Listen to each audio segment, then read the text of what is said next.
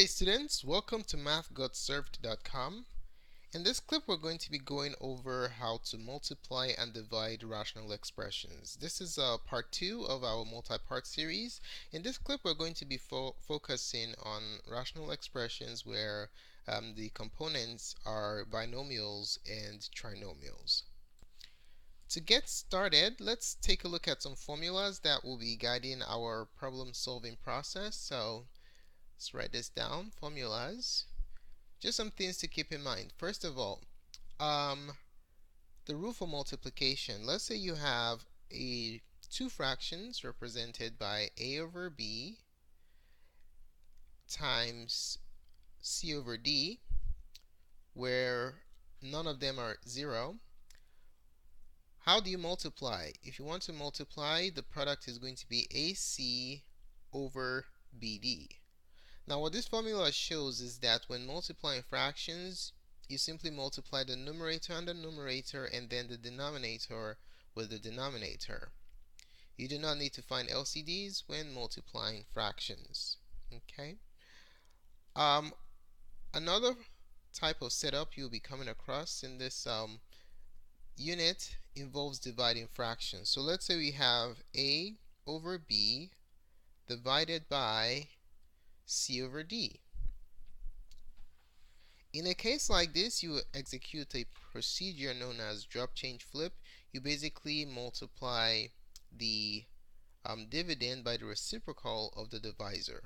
Okay, so you drop the first fraction, a over b. The dividend, you change your division to a times, and then you multiply by the reciprocal of your divisor. Okay, when you reciprocate, the numerator goes to the denominator and the denominator goes to the numerator, so they basically switch positions. Okay, so you have d over c. Now you can apply the formula in 1 and just simply multiply across ad divided by bc. Now when multiplying and dividing rational expressions, sometimes you come across situations where you have identical factors in the numerator and the denominator. All you simply do is you divide out that common factor. So for example, you could have a divided by a, and what does this become?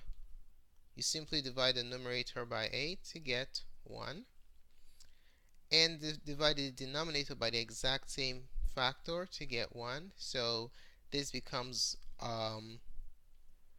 1 over 1, which reduces to 1. Okay? So you have to keep all these points in mind when multiplying and dividing rational expressions. Now let's consider the following examples. The instructions are for us to simplify. Okay, let's say we're to simplify the given quotient of rationals, 7p squared plus 49p divided by p plus 7. This divided by 14p minus 7p squared, and that divided by p squared minus 8p plus 12. Okay? Now let's go ahead and write down the steps that we're going to follow in simplifying this quotient of rationals. So these are the steps when dividing rational expressions. This is steps for dividing. It's just one additional step to multiplication. Okay, so the first thing you will do is you will drop, change, flip. Drop, change, flip. Some teachers say keep, change, flip. They mean the same thing. So you drop, change, flip. Basically you drop the first fraction, change this to division, and then you multiply by the reciprocal of the second. After doing that, you proceed to decompose monomials, monomial factors, not just any monomial, the monomial factors, and factor the polynomials. Okay, and factor polynomials. Now, when I'm talking about polynomials, I'm focusing on polynomials that have terms that are greater than 1. Okay? So after you decompose, you proceed to reduce. You reduce where possible, and then lastly, you multiply. Okay? Alright, so let's go ahead and carry out these steps. Now, we're going to drop change flip. You drop this one first. You have 7p squared plus 49p. That divided by p plus 7. And then your division, you change that to times, and then you flip this fraction into p squared minus 8p plus 12. And you divide that by the numerator, which is 14p minus 7p squared. Okay? Now we can go ahead and combine these two, just express them as one fraction. So in the numerator here we have 7p squared plus 49p. That multiplied by the second numerator, p squared minus 8p plus 12.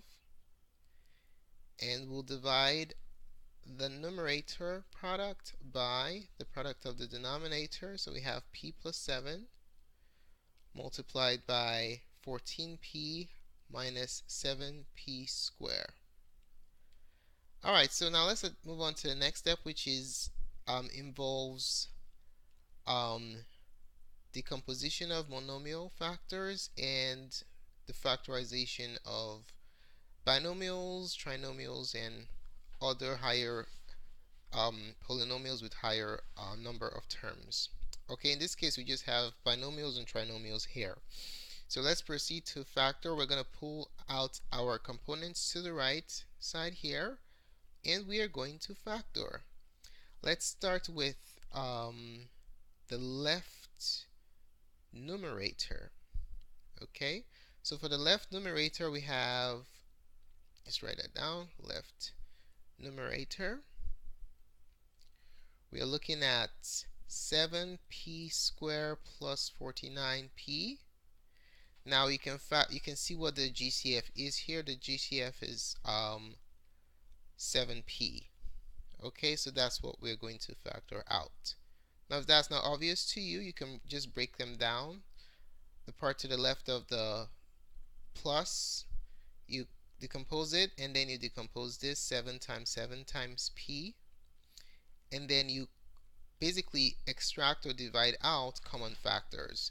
As you can see, 7 is common, and then p is common. That's the GCF that I was speaking of earlier. So you factor out 7p, and you're left with p plus 7. So that's the factorization of the left numerator. Okay, now let's insert that back into the problem. So we have 7p multiplied by p plus 7. Alright, now let's take a look at the right numerator. Alright, so we're going to proceed to factor that one. We're still factoring here. So for the right numerator, we are looking at a quadratic trinomial, p squared minus 8p plus 12. Now how do you factor this? You use the x game or AC method. AC goes on top, b goes on the bottom. And now you ask yourself, what are two numbers that multiply to give you 12 and add to give you negative 8? So if you take a look at all the product of integers that yield 12, a combination of 6 and 2 will suffice. Since the sum is negative and the product is positive, both of them must be negative. In this particular problem, a is equal to 1, so you can skip the grouping part. Okay, you don't need to group this problem. If you carry out factorization by grouping, your answer will be correct, but it just takes more time. Whenever a is 1, you just jump from your x came to the factored state, p minus 6 times p minus 2. And that's what we're going to insert for the right numerator factor. So we have p minus 6 times p minus 2. Okay? Now let's shift gears and take a look at the denominator. If you look at the left denominator, you notice we have p plus 7. P plus 7 is prime, so it cannot be factored. So we're just going to put p plus 7 right back there. 14p squared minus 7p squared. Now that one is not prime, so we have to factor it. So let's go ahead and do that. So let's see what we have. We have the right denominator factor. That's what we are factoring right now. So the right denominator is 14p minus 7p squared. Now can you see what the GCF is here?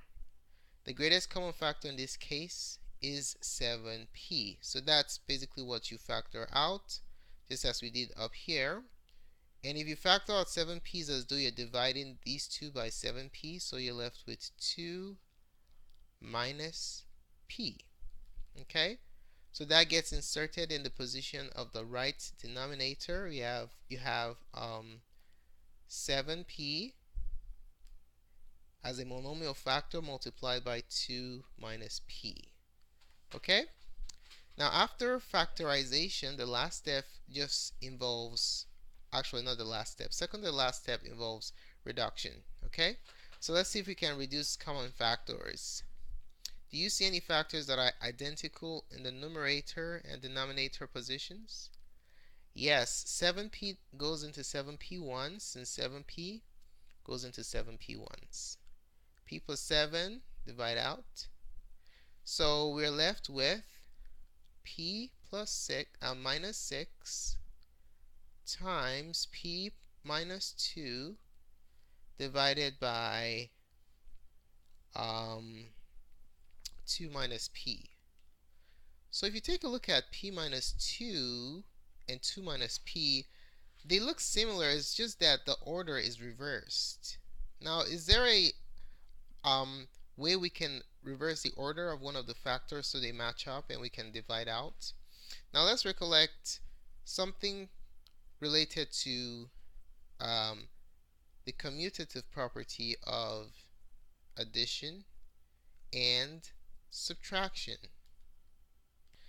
Alright, so the question is, does addition commute? Does the order matter when you're adding? So a plus b, is it the same thing as b plus a? Absolutely.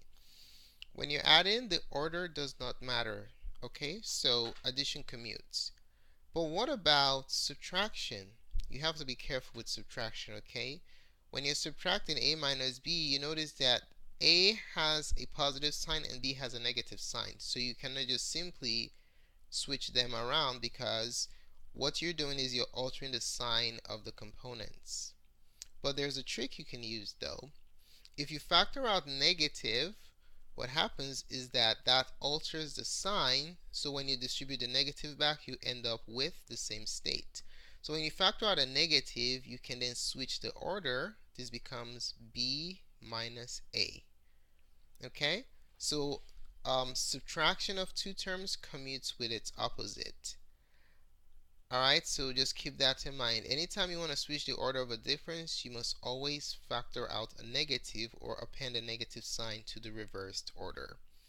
Okay, so how does that help us? Well, this enables us to switch either the numerator on the right or the denominator. It doesn't matter which one you switch, you still have to introduce a minus to the entire expression. So let's go ahead and switch the order of the denominator. So if we switch that, that becomes p minus 2, and then you pull out a negative. Okay, so this nice little trick enables us to divide out p minus 2.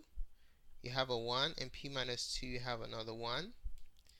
And now you have p minus 6 in the numerator divided by negative 1. So when you divide anything by negative 1, what happens is that it switches the sign. So this becomes negative p plus 6. Okay? So that, ladies and gentlemen, is your final answer. Thanks so much for taking the time to watch this presentation. I really appreciate it. If you found the contents of this tutorial helpful in your studies of rational expressions, do give us a thumbs up. Your positive feedback is very valuable to us. If you have any questions or comments about the contents of this presentation or any algebra concepts in general, just place it in the comment section below and we'll be more than glad to respond. Don't forget to subscribe to our channel for updates to other tutorials such as this. We upload math tutorials to our YouTube page on a consistent basis, so if you want notifications, just simply subscribe. Don't forget to visit our website, mathgotserved.com, for access to a wide variety of resources. Thanks again for watching and have a wonderful day. Goodbye.